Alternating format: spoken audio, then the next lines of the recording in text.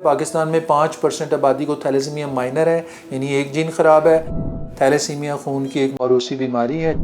ये लॉ भी है कि शादी से पहले थैलेसीमिया की टेस्टिंग होनी चाहिए। 7 साल की उम्र से पहले इन बच्चों का बोन मैरो ट्रांसप्लांट हो जाए तो 80-90% बच्चे क्योर हो जाते हैं।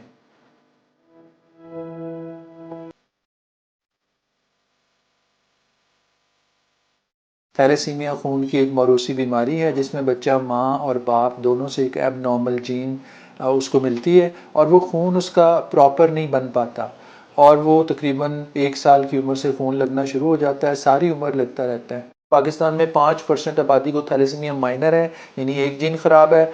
थैलेसीमिया जैसे मैंने बताया मौरूसी है, तो बचपन ही से उसकी अलामतें ज़ाहिर होनी शुरू हो जाती हैं और उसमें बहुत ज़रूरी है, अगर किसी फैमिली में या बच्चे में थैलेसीमिया है, उसका आइडियल ट्रीटमेंट 7 ईयर्स से पहले अगर 7 ईयर्स से पहले 7 साल की उम्र से पहले इन बच्चों का बोन मैरो ट्रांसप्लांट हो जाए तो 80-90% बच्चे क्योर हो जाते हैं। हमारे पास बच्चे आते हैं जो 16 साल 18 साल, उस वक्त तक उनको बार बार खून लगने से उनके जिस्म में आयरन उनके लिवर में, हार्ट में, ब्रेन में जम चुका होता है और वो रिवर्स नहीं हो सकता।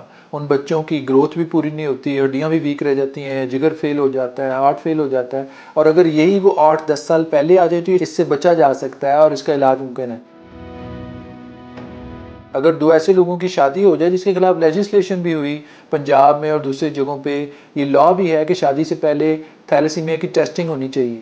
उसके अलावा थैलेसीमिया की इवन प्रेगनेंसी के दौरान भी बच्चे का ये पता किया जा सकता है कि जो बच्चा माँ के पेट में है उसको थैलेसीमिया तो नहीं, अगर वो थैलेसीमिया मेजर है तो उसको एबॉर्ट भी किया जा सकता है। अगर वो बच्चा पैदा हो जाता है तो उसका इलाज भी ट्रांसप्लांट से मुमकिन है। यानी थैलेसीमिया की मौरूसी बीमारी की अगर लोगों में अवेयरनेस हो, उसकी जान हो कि ये इस बीमारी का इलाज मुमकिन है और जल्दी करना है, तो बहुत सारे मसले इसकी वजह से ना हो।